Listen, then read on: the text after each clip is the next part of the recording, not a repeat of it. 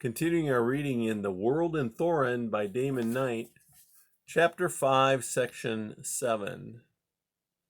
Thorinn hopped over it and took a stride toward the next ring.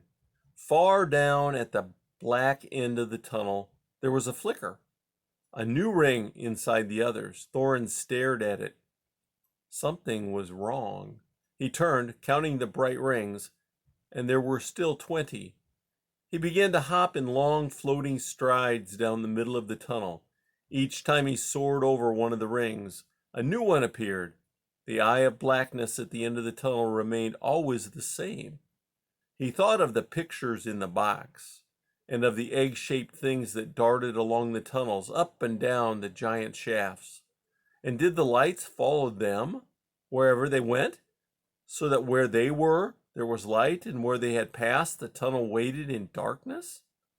He began to move faster in order to see the bright rings run on ahead. A kind of exhilaration took him, and he ran faster and faster, as if he could catch the fleeing rings of light. The tunnel slipped by him in deathly silence, and again he began to feel that he was not moving at all, but posturing, motionless in the air, while the illusory tunnel flowed past him out of one nothingness into another. Without warning, the black eye at the end of the tunnel flared bright. Thorinn stumbled to a halt. What had been a black disk an instant ago was now a globe of light, striped with faint dark lines as if it were a spinning top. And for a moment the illusion was so strong that he almost turned to flee, certain that the monstrous globe which filled the tunnel was whirling down upon him. Then he saw that it was not bulging but hollow. He was looking through the end of the tunnel into some vast lighted space beyond. As he approached, the last ring of the tunnel grew enormous around him, and he saw that the space beyond was a great shaft striped with horizontal rings of light. Here, if anywhere, the gaze would make itself felt again.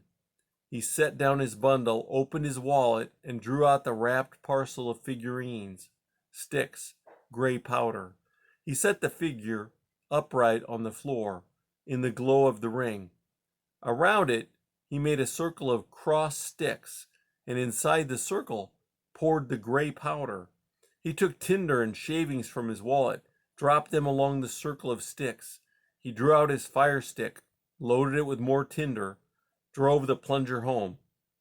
A feeling of tension gathered inside him. He dropped the burning tinder on the pile, breathed it into flame, and chanted, "Die, Goriet! Die, Goriet! Die!" The sticks kindled. The flame ran round the circle. The gray powder flared up with a whoosh. The figure was obscured for a moment. When the smoke cleared, its face was blackened. The tension was gone. There was an emptiness in its place. Thorinn hopped forward. Where the tunnel met the shaft, it flared out smoothly above and below. The floor dropped away with a deceptive gentleness, like water pouring over the lip of a chasm, and the light rings became ovals instead of circles. To either side, the upright rings gave way to the horizontal rings of the shaft. He had only to descend to the lowest ring in the flared mouth of the tunnel, then step onto the next horizontal ring and begin to climb. Thorinn hoisted his bundle to his shoulders again, climbed down the slope onto the first horizontal ring. The dark upper surface of the ring was flat and level, and 2 spans wide.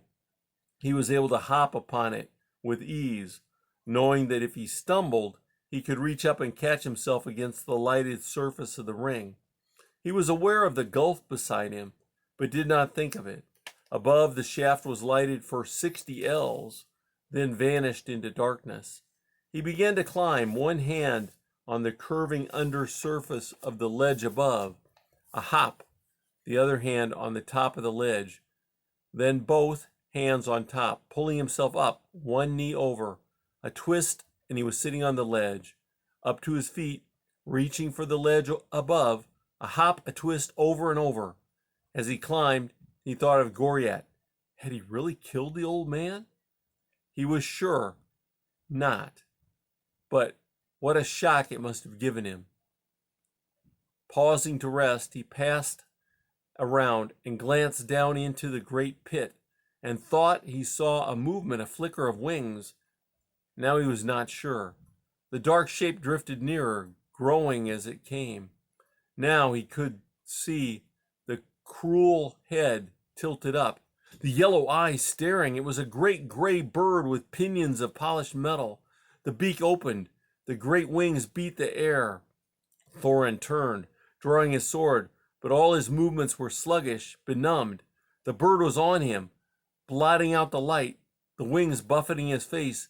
The ledge tilted away, gone. He was twisting in the air.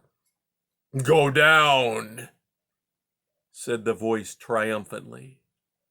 And that's the end of chapter 5.